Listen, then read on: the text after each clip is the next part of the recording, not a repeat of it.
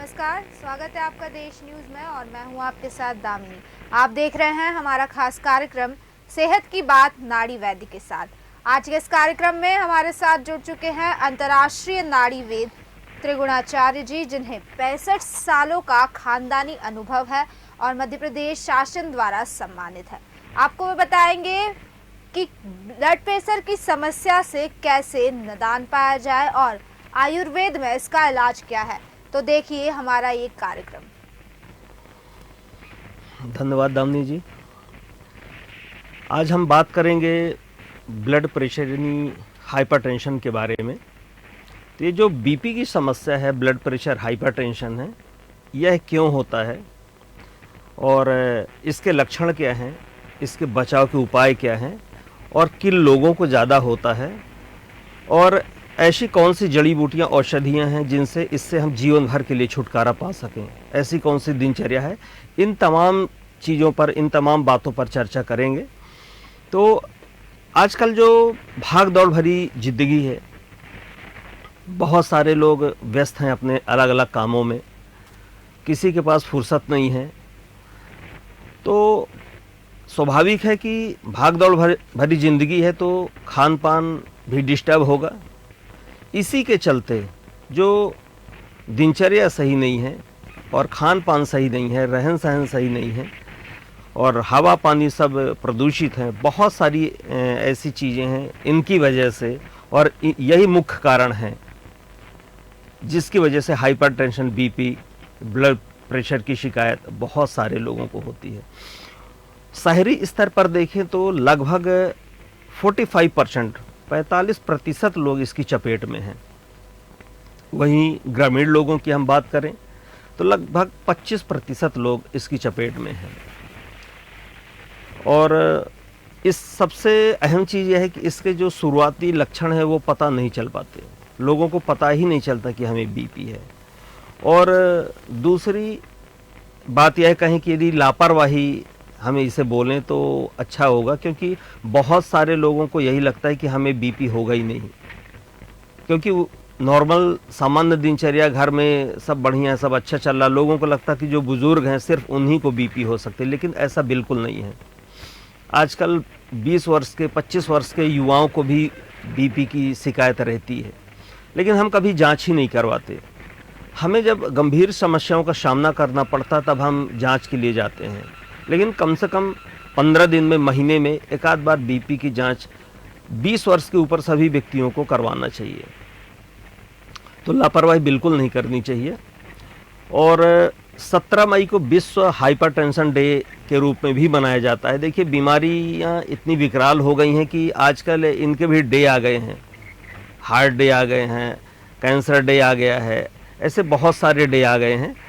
तो ये बीमारियां पहले के समय में, यदि पुराने समय की बात करें तो पुराने समय में ये बीमारियां बिल्कुल नहीं थीं, और थीं तो बहुत कम मात्रा में। उसका सबसे बड़ा कारण यही है कि पुराने समय में जो हमारा रहन सहन और खान पान था वो संयमित था और आयुर्वेद आधारित था। लेकिन आज के समय में सिर्फ पैसे की दौड़ में, पैसे की अंधी दौड़ में लोग दौड़ रहे हैं कि सिर्फ पैसा चाहिए, और जो पाश्चात्य संस्कृति हम अपना रहे हैं, गलत खान पान कर रहे हैं, बहुत सारे फास्ट फूड ले रहे हैं, पैकेट बंद चीज़ें ले रहे हैं। किसी को आज भोजन बनाने का समय नहीं रह गया है, सभी नौकरी पेशा हो गए हैं, ज़्यादातर लोग नौकरी पेशा हैं। आज एक घर में यदि 5 लोग हैं तो हस्बैंड वाइफ तो जा ही रहे नौकरी में। बच्चे भी आजकल कहीं ना कहीं पढ़ाई के साथ साथ में कुछ करने लग गए, ये भी चलन अब देखने में आया है। तो किसी के पास अब समय नहीं रह गया, तो भोजन बनाने का भी समय नहीं है, तो बाहर की चीज़ें ऑर्डर करके खाएंगे, होटल की चीज़ें खाएंगे, मसालेदार चीज़ें खाएंगे। तो यह भी एक बहुत बड़ा कारण है।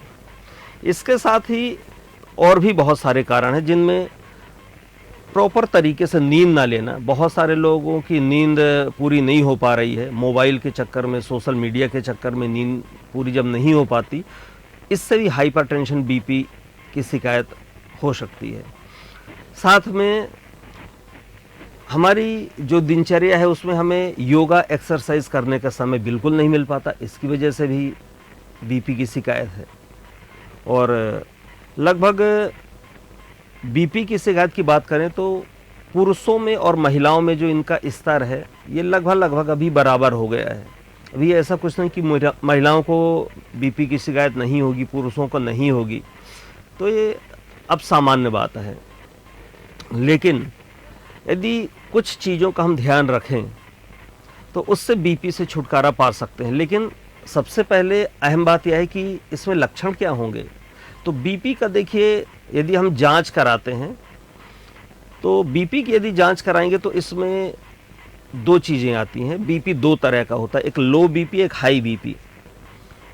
लो बीपी वैसे सामान्य जो ब्लड प्रेशर का एक पैमाना है वो 80-120 होना चाहिए। तो 80-120 के यदि आसपास आपका बीपी है तब तो सामान्य है, ठीक है। 80 में 75 भी आ सकता है और 85 भी जा सकता है नीचे का। ऊपर का जो 120 होता है उसमें वो 110 भी हो सकता है, 115 भी हो सकता है और 125 से 130 भी हो सकता है। यह सामान्य है, इसमें कोई घबराने की आवश्यकता नहीं होती। लेकिन यदि आपका बीपी 90-60 है तो यह लो बीपी के संकेत हैं। और यदि 100 के ऊपर है, 100, 140, 150 या 110, 160 तो बीपी हाई है। अब ये हम बात करें कि बीपी हाई में क्या लक्षण क्या आते हैं।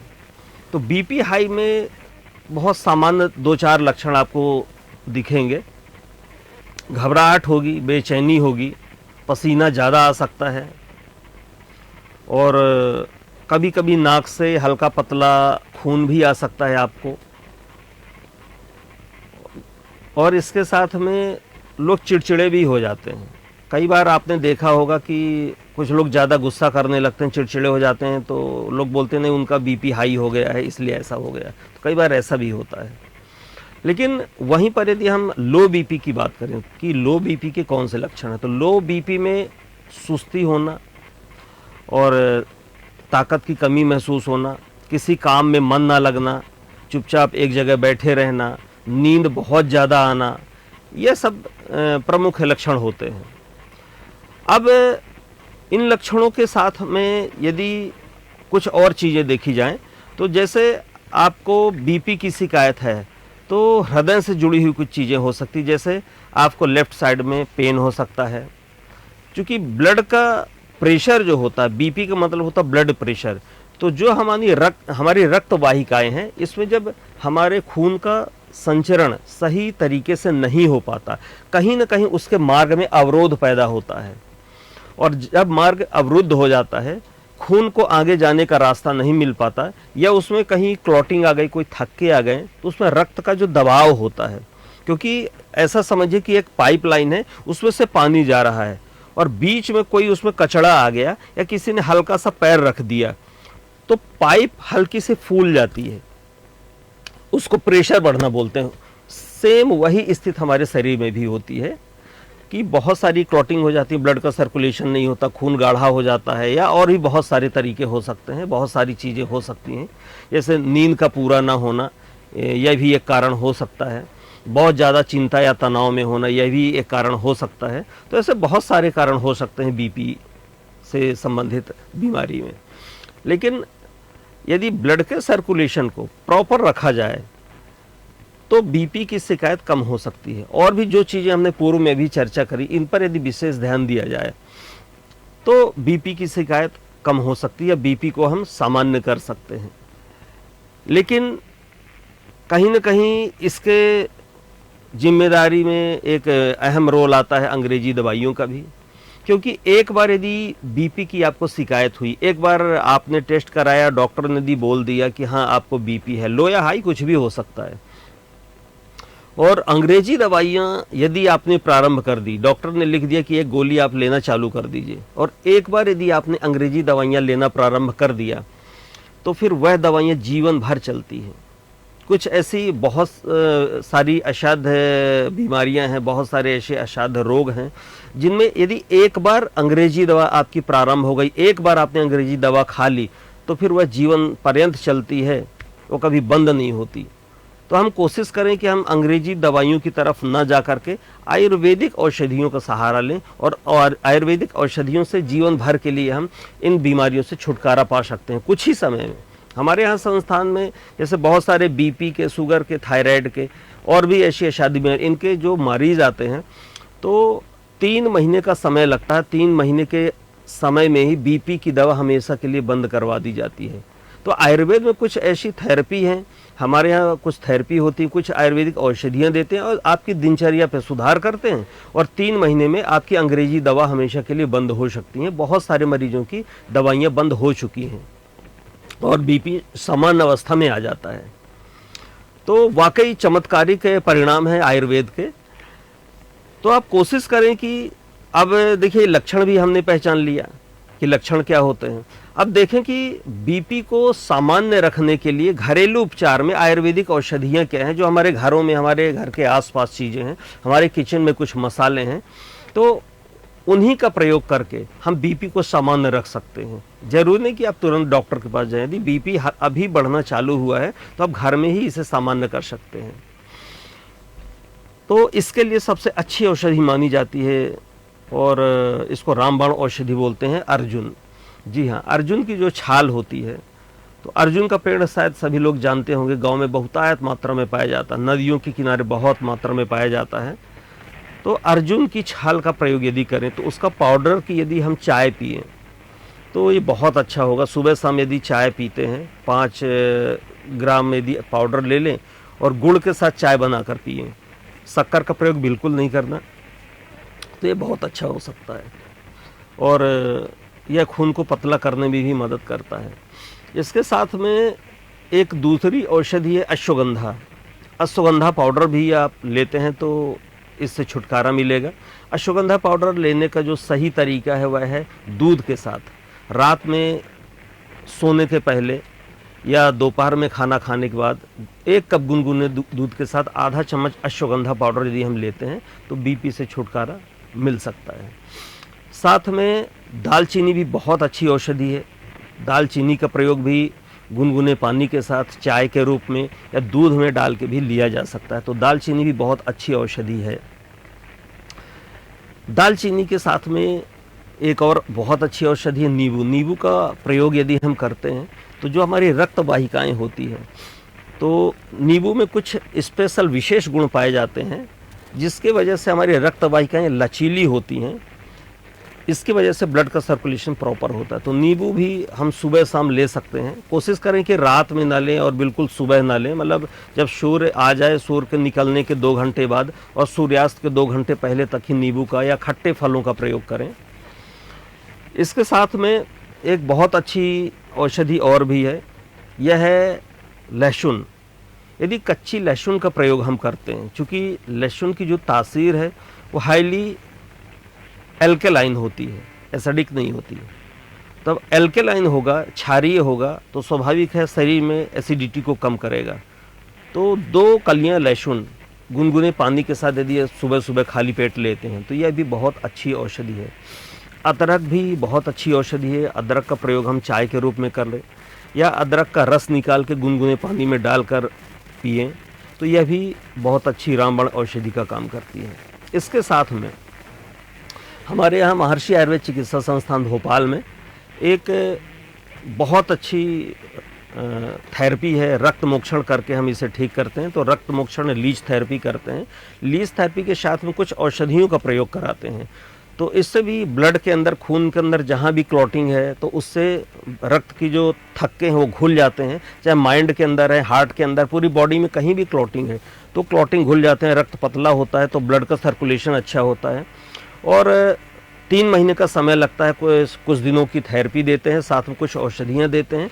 तो इनके बराबर कॉम्बिनेशन से 3-3 महीने में, 2 से 3 महीने के अंदर ब्लड प्रेशर की जिनकी औषधियाँ चल रही हैं, अंग्रेजी दवाइयाँ जो खा रहे हैं, तो इससे पूर्ण रूप से छुटकारा मिल जाता है। बहुत सारे ऐसे रोगी हैं जिनको यह शिकायत थी और जिनको 5-5 साल से 7-7 साल से औषधियाँ ले रहे थे, लेकिन अभी 3 से 4 महीने में बीपी की दवा हमेशा के लिए बंद हो जाती है।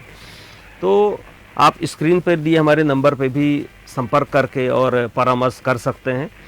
साथ में बीपी के लिए एक सबसे अच्छी और भी औषधि है। वैसे तो बहुत सारी औषधियाँ आयुर्वेद में, लेकिन जो घरेलू मसालों के रूप में यदि हम बात करें तो यदि आप हींग का प्रयोग करते हैं, अपने खान पान में हींग को हम शामिल कर लें, तो वह भी चूँकि उसकी तासीर गर्म होती है तो वह खून को पतला रखेगी।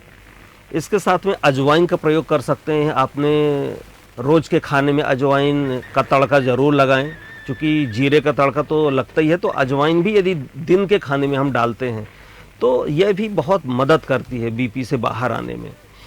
अब इसके साथ में कुछ यदि कई बार ऐसा होता है कि बीपी बहुत हाई हो जाता है, तो इससे और क्या क्या परेशानियां आ सकती हैं, इस पर भी थोड़ा चर्चा करें। तो यदि बीपी हाई हो गया, यदि 150-60 के ऊपर हुआ या 170 हुआ, तो बहुत सारे लोगों को हमने देखा है कि लकवे का अटैक भी आ जाता है। और लकवे का अटैक अधिकतर रात में ही आता है, और ठंड के समय में इसका प्रकोप ज़्यादा देखा जाता है कि ठंड के समय में जो हमारा नवंबर, दिसंबर, जनवरी, फरवरी, ये 4 महीने ठंड के होते हैं, इसमें हमारे जो बुज़ुर्ग होते हैं इनको विशेष थोड़ा सा ध्यान देने की ज़रूरत है कि ये जो लोग होते हैं तो इनको लकवे की शिकायत जल्दी होती है, तो बीपी की वजह से होती है। रात में क्या होता है कि जैसे हमने बीपी की दवा बहुत सारे लोग लेके भी सोते हैं, लेकिन रात में सोते समय हमारा शरीर सुप्त अवस्था में हो जाता है, हमारे शरीर की सारी क्रियाएं लगभग बंद हो जाती हैं, और जब सारी क्रियाएं बंद हो जाती हैं तो जो ब्लड होता है उसकी चाल, उसकी स्पीड कम हो जाती है और धीरे धीरे धीरे चलता है। तो जो नॉर्मल स्पीड होनी चाहिए, जो ऑक्सीजन का फ्लो बराबर होना चाहिए, हर अंग के लिए ब्लड जितना जाना चाहिए उतना नहीं जा पाता, तो कई बार बीपी की शिकायत होती है। बीपी कई बार बढ़ जाता है, और बीपी बढ़ा तो आपको लकवे की शिकायत हो जाती है, मिर्गी हो जाएगा, या अटैक भी आने की संभावना रहती है, अटैक आ सकता है। तो इन चीज़ों से थोड़ा सा बचना है। तो इमरजेंसी में आप अंग्रेजी औषधियों का सहारा ले सकते हैं। अंग्रेजी जो दवाइयाँ हैं वो कभी कभार इमरजेंसी में ले सकते हैं। इसके बाद यदि हम अपनी दिनचर्या सही कर लें, सुबह जैसे ही हम सो के उठें तो योगा प्राणायाम यदि हम करें, कुछ एक्सरसाइज करें, कुछ साइकिलिंग करें या रनिंग करें या पैदल टहलें, कम से कम 2 किलोमीटर हम प्रतिदिन पैदल यदि टहलते हैं तो कुछ ही दिनों में बीपी में सुधार आपको दिखेगा। इसके साथ ही पानी की मात्रा बराबर बनाए रखें। कई बार जिन लोगों को देखा गया है कि सुस्ती ज़्यादा रहती है, मतलब उनके शरीर में पानी की मात्रा बहुत कम हो जाती है, तो पानी की मात्रा भी हमें बना के रखना है। कई लोग होते हैं कि जब तक प्यास नहीं लगती तो पानी पीते ही नहीं। बहुत सारे मरीज हमारे पास आते हैं तो उनको हम पूछते हैं कि पानी कितना लेते, बोले कि 1 या 2 गिलास 3 गिलास ले लेते हैं। जबकि पानी एक सामान्य व्यक्ति को, एक जवान व्यक्ति को पानी जो लेना चाहिए कम से कम 2.5 से 3 लीटर पानी लेना चाहिए सामान्य दिनों में। ठंड का मौसम है तो 2 लीटर तक भी चलेगा। लेकिन ये खान पान पर भी निर्भर करता है कि आपका रहन सहन, खान पान कैसा है, उस हिसाब से आपकी पानी की आवश्यकता रहेगी।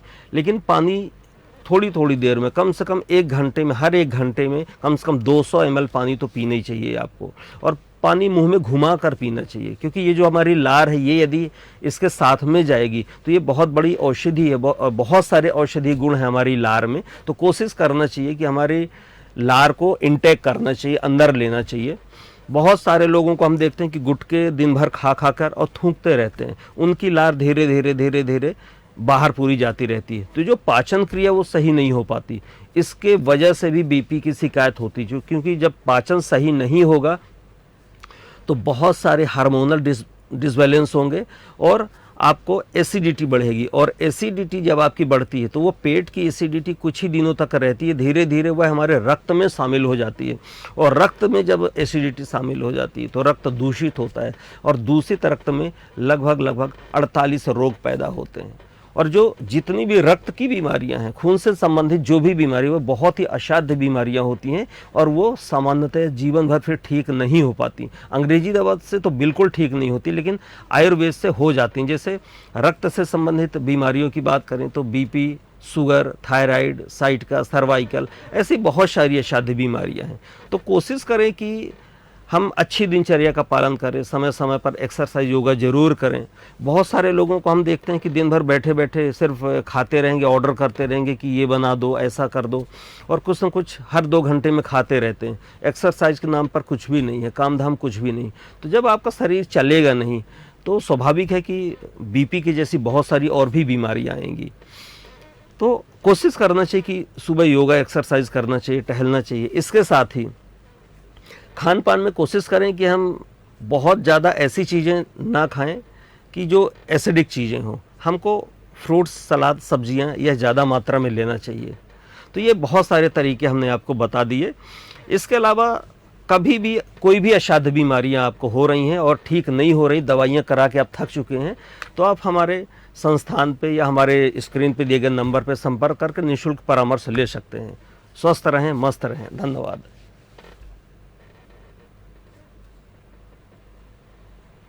फिलहाल के लिए बस इतना ही। फिर लौटेंगे सेहत से जुड़ी ऐसी ही कुछ बातें लेकर। तब तक बने रहिए देश न्यूज के साथ। नमस्कार।